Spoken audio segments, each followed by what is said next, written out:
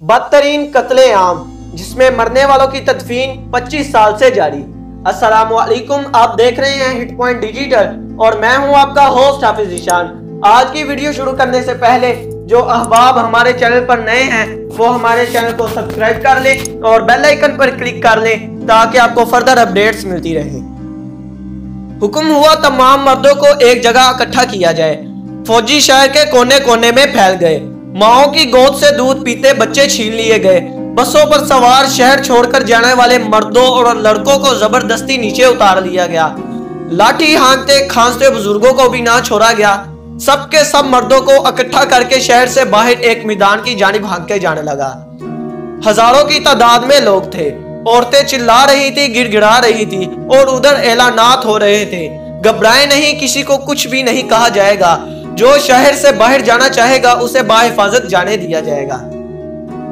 زاروں قطار روتی خواتین اقوام متحدہ کے ان فوجیوں کی طرف سے التجائیہ نظروں سے دیکھ رہی تھی جن کی جانب سے دعویٰ کیا گیا تھا کہ شہر محفوظ ہاتھوں میں ہے، لیکن وہ سب کے سب تماشائی بنے کھڑے تھے۔ شہر سے باہر ایک وسیع و عریض میدان میں ہر طرف انسانوں کے سر نظر آتے تھے۔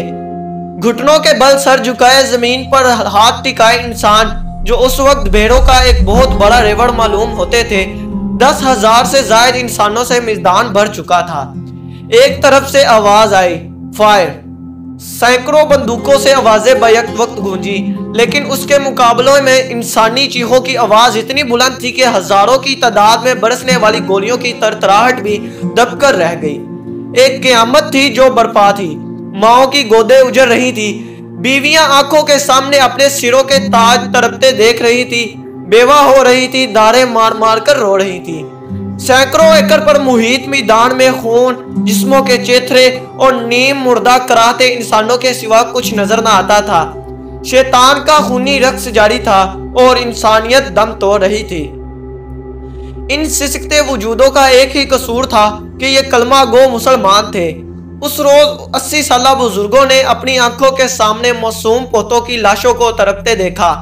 بے شمار ایسے تھے جن کی روح شدت غم سے ہی پرواز کر گئی۔ یہ شیطان کا یہ خونی رقص تھما تو ہزاروں لاشوں کو ٹھکانے لگانے کے لیے مشینیں منگوانا پڑ گئیں۔ بڑی بڑے گڑھے کھود کر 500 ہزار لاشیں ایک ہی گڑھے میں پھینک کر مٹی سے بھر دیا گیا۔ یہ بھی نہ دیکھا گیا کہ لاشوں کے اس ڈھیر میں کچھ نیم مردہ سسکتے اور کچھ فائرنگ کی زد سے بچ جانے والے زندہ انسان بھی تھے۔ لاشیں اتنی تھی کہ مشینیں کم پڑ گئیں۔ بے شمار لاشوں کو یوں ہی کھلا چھوڑ دیا گیا اور پھر رخ کیا گیا غم سے نڈھال ان عورتوں کی جانب جو میدان کے چاروں جانب ایک دوسرے کے قدموں سے لپٹی رو رہی تھی۔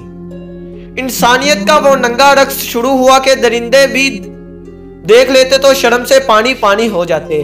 شدت غم سے بے ہوش ہو جانے والی عورتوں کا بھی ریپ کیا گیا۔ خون اور جنس کی بھوک مٹانے کے بعد بھی چین نہ آیا۔ اگلے کئی ہفتوں تک پورے شہر پر موت کا پہرا طاری رہا۔ ڈھونڈ ڈھونڈ کر اقوام متحدہ کے پناہ گزین کیمپوں سے بھی نکال کر ہزاروں لوگوں کو گولیوں سے بھون دیا گیا۔ محض 2 دن میں 25,000 نہتے مسلمان جو زندہ وجود سے مردہ لاشیں بنا دیے گئے۔ یہ تاریخ کی بدترین نسل کشی تھی۔ ظلم و بربریت کی یہ کہانی سینکڑوں ہزاروں سال پرانی نہیں اور نہ ہی اس کا تعلق وحشی قبائل یا دور جاہلیت سے ہے۔ یہ 1995 کی بات ہے جب دنیا نے اپنے آپ کو خود ساختہ مہذب مقام پر فائز کیے بیٹھی تھی، اور یہ مقام کوئی پسماندہ افریدی ملک نہیں بلکہ یورپ کا جدید قصبہ سربرینکا تھا، اور یہ واقعہ اقوام متحدہ کی نام نہاد امن فورسز کے عین سامنے بلکہ ان کی پشت پناہی میں پیش آیا۔ اگر آپ سمجھتے ہیں کہ یہ مبالغہ آرائی ہے تو ایک بار سربرینکا واقعے پر اقوام متحدہ کے سابق سیکریٹری جنرل کوفی عنان کا بیان پڑھ لیجئے، جس نے کہا تھا کہ یہ قتل عام اقوام متحدہ کے چہرے پر ایک بدنما داغ کی طرح ہمیشہ رہے گا۔ 90 کی دہائی میں یوگوسلاویہ ٹوٹنے کے بعد بوسنیا کے مسلمانوں نے ریفرینڈم کے ذریعے اپنے الگ وطن کے قیام کا اعلان کیا۔ بوسنیا کے نام سے قائم اس ریاست میں مسلمان اکثریت میں تھے جو ترکوں کے دور عثمانی میں مسلمان ہوئے تھے اور صدیوں سے یہاں آباد تھے، لیکن یہاں مقیم سرب الگ ریاست سے خوش نہ تھے۔ انہوں نے سربیا کی افواج کی مدد سے بغاوت کی۔ اس دوران میں بوسنیا کے شہر سربرینکا کے ارد گرد سرب افواج نے محاصرہ کر دیا۔ ये मुहासरा कई साल तक जारी रहा। अक़वाम मुत्तहिदा की अमन अफवाज की तैनाती के साथ ही बाकायदा ऐलान किया गया कि अब ये इलाका महफूज है, लेकिन ये ऐलान महज एक झांसा साबित हुआ।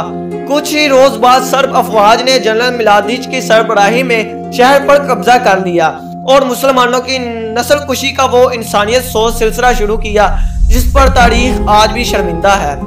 उस दौरान नेटो अफवाज ने मुजरमाना खामोशी इख्तियार किए रखी क्योंकि मामला मुसलमानों का था। जुलाई 1995 से जुलाई 2020 तक 25 साल गुजर गए। आज भी मुहज़्ज़ब दुनिया इस कलंक को धोने में नाकाम है। ये इंसानी तारीख का वाहिद वाक़या है जिसमें मरने वालों की तदफीन 25 साल से जारी है। आज भी सरब्रेनिका के गर्दनवाह में किसी न किसी इंसान की बोसीदा हड्डियां मिलती हैं तो उन्हें अहले इलाका दफनाते नजर आते हैं। जगह जगह कतार अंदर कतार खड़े पत्थर इस बात की अलामत है कि यहाँ वो लोग दफन हैं जिनकी कोई और शनाख्त नहीं मासवाए इसके कि वो मुसलमान थे। सरब्रेनिका का मैदान जहाँ कत्ले आम हुआ था कि सरसराती हवाओं में आज भी खून की महक आती है। गो के बाद में दुनिया ने सर्ब अफवाज की जानिब से बोस्नियाई मुसलमानों की इस नस्ल कुशी में अक़वाम मुत्तहिदा की गफलत और नेटो की मुजरमाना किरदार को तस्लीम कर लिया। केस भी चले, माफिया भी भांगी गई, मगर हाय उस जोदे पशेमा का पशेमा होना। शुरू के चंद साल हंगामा मचा, लेकिन अब यह वाकया आहिस्ता आहिस्ता यादों से महव होता जा रहा है। दुनिया को जंग अजीम, सर्द जंग और यहूदियों पर हिटलर के जराइम तो याद आते हैं, लेकिन मुसलमानों का कत्लेआम होना भूलता जा रहा है। गैरों से क्या गिला, हम में से कितनों को मालूम है कि ऐसा कोई वाकया भी हुआ था। 25,000 मर्दों और बच्चों का कत्ल इतनी आसानी से भुला दिया जाएगा? ये वो खून आलूद तारीख है जिसमें हमें बार बार दुनिया को दिखाना होगा। जिस तरह 9/11 और दीगर वाकयात को एक गर्दान बनाकर हटाया जाता है, हमें भी इस वाक़े को बार बार याद दिलाते रहना होगा। नाम नेहाद मुहज़्ज़ब मुआशरों को उनका असल चेहरा दिखाते रहना होगा। इस वाक़े में हमारे लिए एक बहुत बड़ा सबक यह है कि कभी भी अपने तहफ़्फ़ुज़ के लिए अग़यार पर भरोसा ना करो। यूएन के कैंपों से निकाल कर निहत्ते लोगों को मारा गया। नेटो अफवाह चाहती तो सर्ब जर्नैलों को कत्लेआम से तो क्या अपनी हदूद से भी बाहर ना निकलने देती, लेकिन मुसलमानों ने उन पर भरोसा किए रखा। लिहाजा क्योंकि अपनी जंगें आपने ही जोरे बाजू से लड़ी जाती हैं, अगर दूसरों के कंधों पर बंदूकें रखकर चलाई जाएंगी तो उसका वजन अपने ही कंधों पर आएगा। शुक्रिया।